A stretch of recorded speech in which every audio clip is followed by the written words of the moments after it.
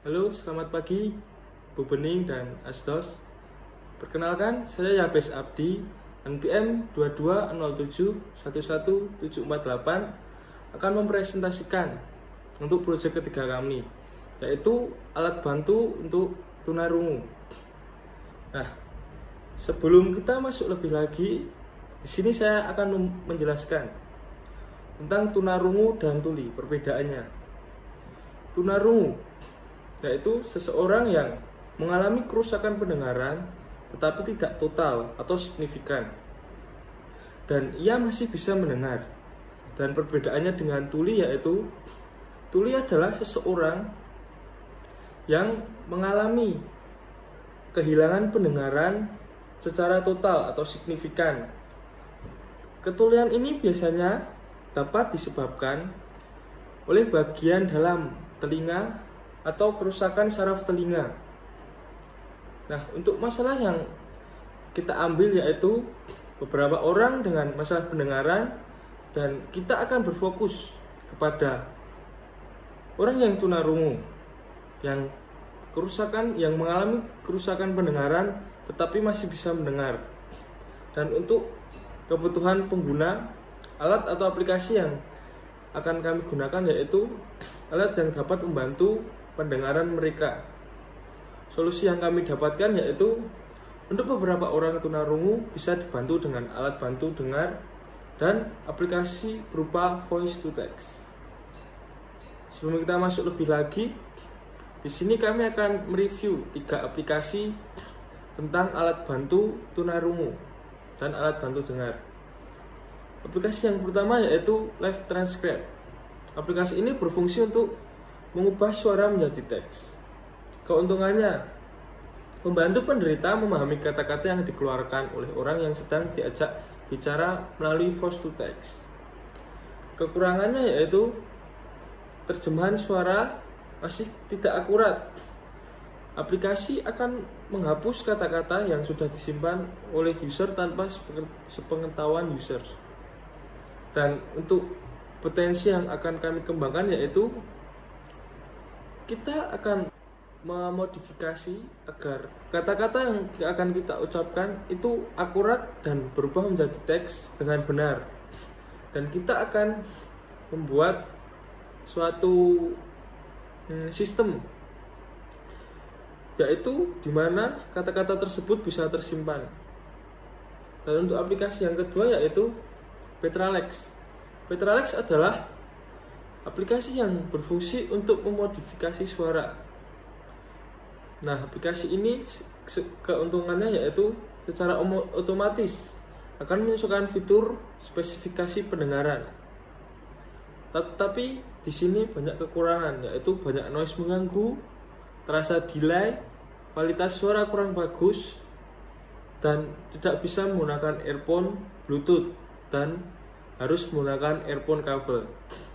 Potensi yang akan kami kembangkan di sini yaitu dikembangkan dengan menghilangkan delay atau noise saat digunakan, meningkatkan kualitas suara, dan menambahkan fitur agar aplikasi ini dapat digunakan dengan earphone Bluetooth. Dan untuk aplikasi yang ketiga adalah Hear.me ID. Fungsi kerjanya yaitu dengan mengubah suara menjadi animasi 3D.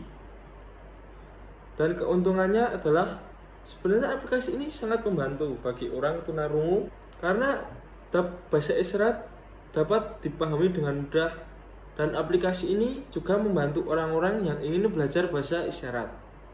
Tetapi kekurangan aplikasi ini yaitu terkadang animasi gambarnya tidak bergerak dan masih banyak kata-kata yang belum terdaftar dalam aplikasi tersebut.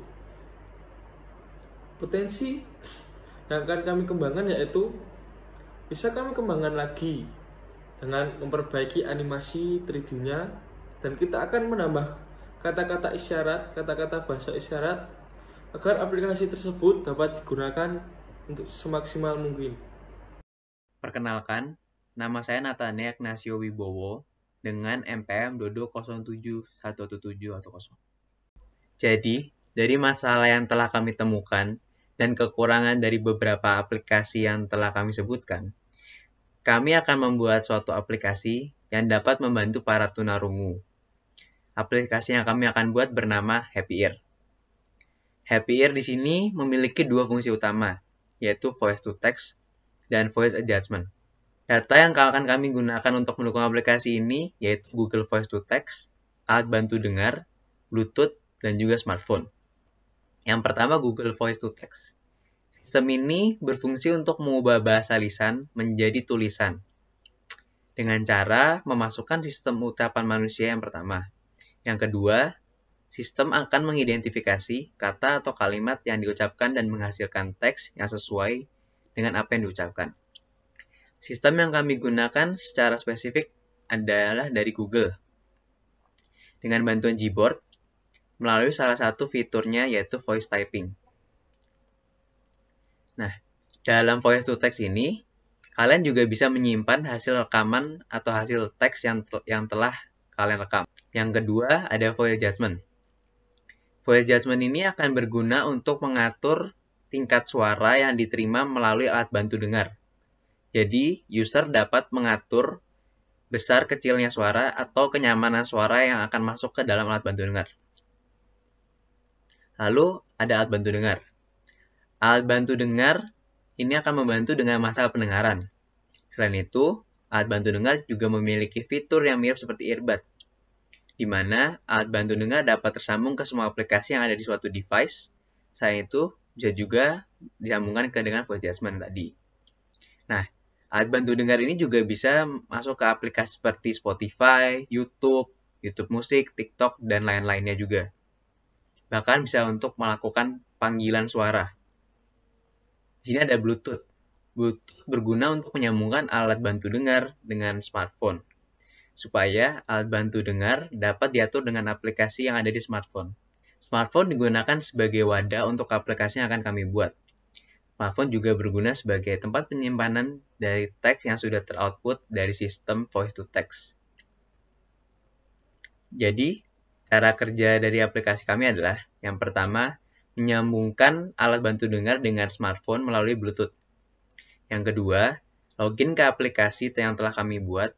Jika baru pertama kali, user akan memasukkan nomor handphone atau email yang untuk verifikasi. Akun akan berguna untuk menyimpan setting yang sudah diatur dan file dari teks voice to text. Yang ketiga, aplikasi akan secara otomatis memberikan setting yang berbeda tergantung dari input kondisi tunarungu yang sudah dimasukkan di awal. Yang keempat, di dalam aplikasi terdapat sistem advanced setting yang berisi voice adjustment yang dapat membantu menyesuaikan suara yang diterima jika masih tidak sesuai dengan user. Yang kelima, di aplikasi ini juga ada yang namanya fitur voice to text yang dapat dipilih oleh user jika tidak diingin menggunakan alat bantu dengar. Nah, output dari aplikasi ini adalah modifikasi suara dari alat bantu yang melalui aplikasi, teks dari voice to text, dan juga file dari teks. Bisa berbentuk file docs atau PDF. Halo semuanya, saya Valencio Arvin Putra Setiawan dengan NPM 220711709. Saya akan menjelaskan tentang flowchart dan mockup milik kelompok kami. Saya akan mulai terlebih dahulu dengan flowchart. Dimulai dari start. Jika user sudah memiliki sebuah akun, maka user bisa langsung login. Namun, jika user tidak memiliki akun, maka user bisa register terlebih dahulu, kemudian mengisi data pribadi seperti nama, email, dan password yang diinginkan. Jika login atau register berhasil, maka user bisa mengakses masuk aplikasi kami. Namun, jika keduanya gagal, maka user harus mengulangi lagi dari awal. Misalnya jika login gagal, maka user harus login ulang dari awal. Dan itu juga berlaku untuk register. Di menu utama, terdapat dua pilihan, yaitu voice adjustment dan voice to text. User bisa memilih salah satu dari kedua fitur tersebut. Saya akan mulai dari voice adjustment terlebih dahulu. Di voice adjustment ini, user Jika belum mengkonek hearing aid kami dengan device mereka, maka user akan diingatkan oleh aplikasi untuk menyambungkan hearing aid-nya ke device mereka melalui Bluetooth. Jika user sudah menyambungkan hearing aid, maka user bisa lanjut ke tahap selanjutnya. Tahap selanjutnya yaitu mengatur suara dengan tes suara. Jika belum sesuai, maka user perlu menyesuaikan lagi hingga suaranya cocok dengan pendengarannya. Nah, itu untuk voice adjustment. Kemudian satu lagi yaitu voice to text, di mana tahap awalnya user harus memposisikan smartphone mereka dengan orang yang mereka ajak bicara. Kemudian Google Voice to Text akan menerjemahkan kata-kata tersebut melalui bantuan Google Voice Typing. Kemudian aplikasi kami ini akan membantu menuliskan kata-kata apa saja yang tertangkap tadi. Nah, user bisa menyimpan kata-kata yang tadi sudah ada di dalam aplikasi kami, namun hal tersebut hanyalah opsional. Jika user memilih untuk save kata-kata tadi, maka kata-kata tadi bisa di-save di dalam bentuk PDF ataupun kemauan dari user itu sendiri. Kemudian, user memilih lokasi spesifik dari storage smartphone untuk tempat lokasi penyimpanan dari file tadi itu. Jika sudah, maka user bisa kembali lagi ke aplikasi kami. Nah, jika user tidak nyaman dengan salah satu fitur dari aplikasi kami, user bisa berpindah ke menu lain.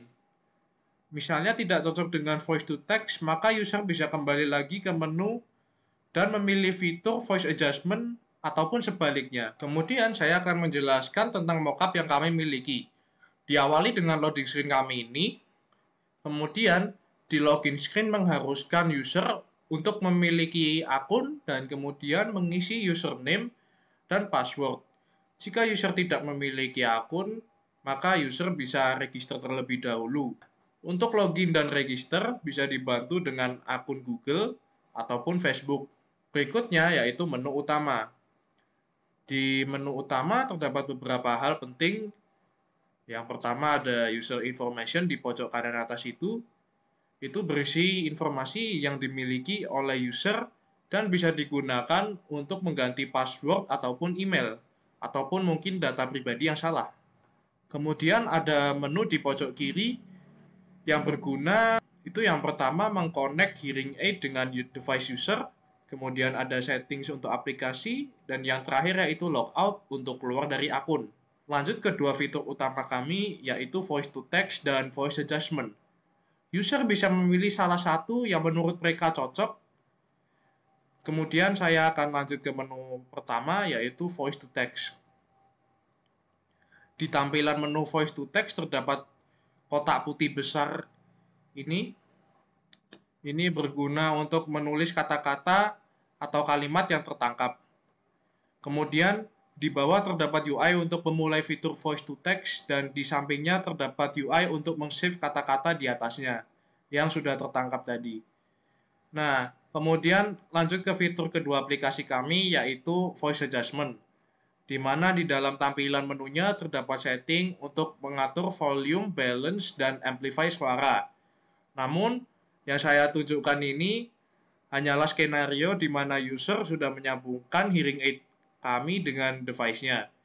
Jika user belum menyambungkan hearing aid kami, maka menu ini tidak bisa diakses, karena menu ini pada dasarnya mengatur sound yang masuk dari hearing aid kami.